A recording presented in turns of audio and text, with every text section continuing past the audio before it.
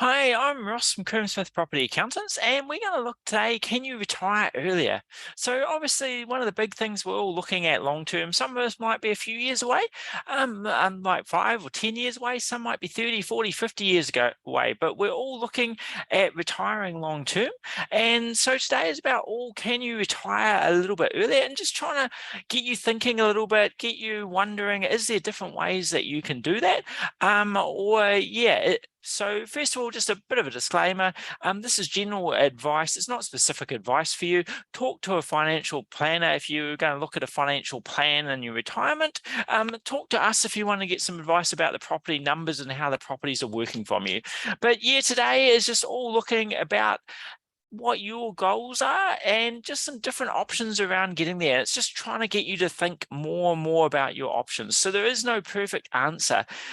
Some will say rush out, sell all your properties and buy shares. Some will say rush out and sell all your shares and buy property. There's lots of different ways, and this is just to get you thinking a little bit. So obviously everyone's goal, we want a debt-free personal house and we want some passive income. Everyone's different. Some people want the mansion, some people want the little shack. Some people want 10,000 passive income, some will want 100,000 or 200,000 passive income. So for this example, I've used 45,000 as the passive income that we're targeting and just looking at a couple of different options. So the property example is probably something like in the past, you buy 4 long-term hold properties. Say they cost $500,000 each just to make it simple. So you've spent $2 million on property, you've borrowed $2 million. You hold them for 10 years, they all go from 500,000 to $1 million. You've got 4 properties worth $1 million each, 4 million. You've still got your 2 million debt. So you sell off 2 of them. You're then left with 2 debt-free properties, or you might be left with a debt-free personal house and a rental. That's quite often how property has worked well in the past. And obviously that's reliant on capital gain. Will we get capital gain in the future? Who knows? Don't have the answer for that. Unfortunately, I don't have a crystal ball. But let's say that you've done that and you've got $1 million property. It's completely debt-free. So is that meeting your retirement goal? Are you going to have $45,000 passive income from that? Well, we'll look at some basic numbers. We've got the $1 million property. We've got no debt. You've got $1 million equity. Maybe you're getting 51 weeks, some good rental on it, 800 a week, about a 4% return, which is sort of where the market's sitting in most of New Zealand, in the bigger cities anyway, about 40,000 income. And yeah, I'm not saying that's fantastic or amazing, or you should rush out and buy it or anything like that. That is just more where the cities sit for return.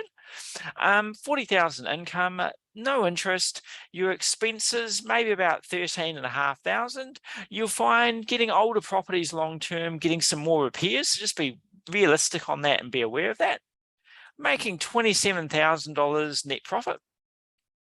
Maybe a little bit of depreciation left. You've got some carpet or something like that. You're still depreciating. Heat pumps, so less depreciation, 25,000. You're retired, so on a lower tax rate, 17.5, 4,400 tax. You're left with about 23,000 after tax. So we're looking at 45,000 of passive income. So obviously you would need 2 of these. So you'd need 2 of these 1 million debt-free properties to earn the 45,000. So yeah, so that is one option. And obviously you retire, you're earning your 45,000, you're spending 45,000 a year over your 30 years of retirement. You still have the 2 properties. They're still debt-free. You're in a fantastic position. They're obviously worth a whole lot more, and you're passing a huge retirement, a huge nest egg through to your children or whoever your beneficiaries might be long-term. So that's all great. But what happens if you don't have 2 million of debt-free properties now? Is there some other options, and is there some ways where you could retire earlier?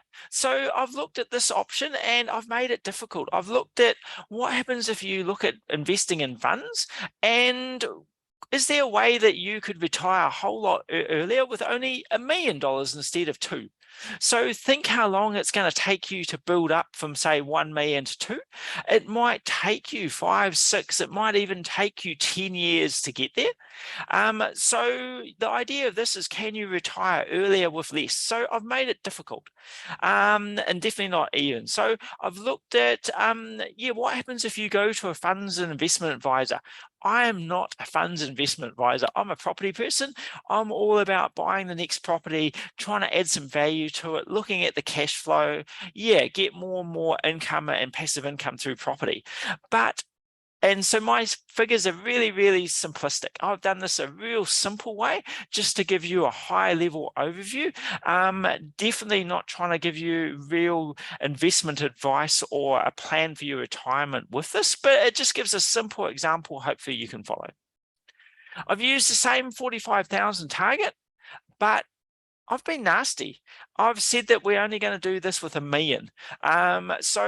Potentially it means that you could retire that maybe 10 years earlier by doing something like this. So rather than using $2 million for property, I've only used $1 million for funds. And realistically, if you needed the same amount, why would you bother changing around? So the whole idea of going to funds as a share is to retire earlier. And that's what this example does. I've been conservative with 4% return. I think every funds manager or investment advisor would be screwing up their nose a little bit at the moment, that I'm probably a little bit too low. But that's the idea. Let's be conservative. And you're looking at, can you have half the money and still get that 45,000 passive income per year for 30 years? So what I've done is, we've got an investment of $1 million in year 1. We're getting 4% growth on it. So we're spending, we're earning 40,000. We're spending 45. We're actually going down $5,000. So investment's gone down from $1 million to 995,000. Then the next year, our income has gone down a little bit because we've got a little bit less to earn money on, and our spending's gone up a bit because of inflation. So over time, the money investment slowly goes down and down and down, and we slowly spend more and more and more, and we earn less and less and less. So that means that we're left with less over time. So what happens to our $1 million over the 30 years is it slowly goes down and down and down and down and down. Our income in green goes down and down and down over time. Our spending goes up with inflation. So we end up with this cash flow shortage where we've got to go into our investment to fund that. And that's where funds and shares are so much different to property. Property, you can't sell off the laundry, and then you can't sell off the clothesline, and then you can't sell off the garage, and you can't sell off bedroom 1. You've got to sell generally the whole property. And that's where shares are really good in funds. You can liquidate. You can get 5,000 one year out of it. You can get 10,000 the next year. And everyone's looking at this and going, wow, I've spent all my money. I've got to year 30. I've got nothing left. What happens if I live a little bit longer? And that is a fair comment, that this is just a real simplistic view. But obviously you're going to get a point not much past 30 years in this case where you'd run out. And that's where a fund advisor, a financial planner can set you up a proper financial plan, work it out much better than this and see what your case is. And you'd want a bit more of a buffer in there. You don't want to have to die at a certain age and not live past that and run out if you do. And the other question that comes up is, you've got nothing for the kids. What are you passing on? You've got no assets. Well, actually, you're probably going to have a really big asset. Hopefully your personal house is debt-free. Maybe it's worth $1 million. So 10 years, maybe it's worth $2 million if property keeps doubling. 20 years, maybe $4 million.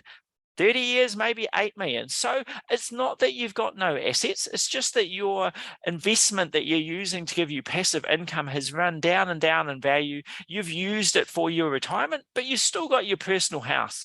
So if you needed to and you got to 30 years, had nothing left, you could sell that personal house. And if you want to leave a good amount for your kids, you're still going to be leaving a good value in your personal house. You're still passing something on. So big conclusion with this is you could actually retire a whole lot earlier. So rather than having 2 million of debt-free property, you only need 1 million of funds. So it's really interesting look at that from a property point of view is that property is generally really good to gain your equity, but it's not so good for cash flow. And yeah, and the problem is you can't just spend little bits of it. You can't just sell a laundry or the kitchen to get some cash. Whereas funds, yeah, really good for giving you cash out, and you can draw little bits out at any time. So very easy to get cash from them, which is good. So in retirement, there's no perfect answer. There isn't a right way to do this, and it's just solely thinking about what is your goal. Would you prefer to retire 10 years earlier with less? Would you like to, or could you retire now? So yeah, it's just about thinking about that. Potentially you could have a combination. You might look at some underperforming properties, selling those, investing them in something that's going to give you a better cash return and be more liquid. So yeah, key things I'm always thinking about now is know your numbers, have the knowledge. So you need to know, what are your current rental properties doing? What's their current numbers? You should have a financial plan. What does your next 10, 20, 30, 40, 50 years look like? When can you actually retire? How much passive income will you have at retire? And to me, just adding on to this at the moment, having finance available is great. There's two parts. Either you want finance so that an amazing bargain in the century comes along, you can go along and buy it, or you might need finance just to have a buffer, so that, yeah, if everything goes wrong in the next 5 years, you've got some extra cash available. So hopefully you've really enjoyed that. Hopefully I've got you thinking about something else, and it's just thinking what's right for you for retirement. What is your aims? What is your goal? Do you want to retire early? When can you retire? Start thinking about all those things, and hopefully it's got you thinking. Thanks a lot for your time. Bye.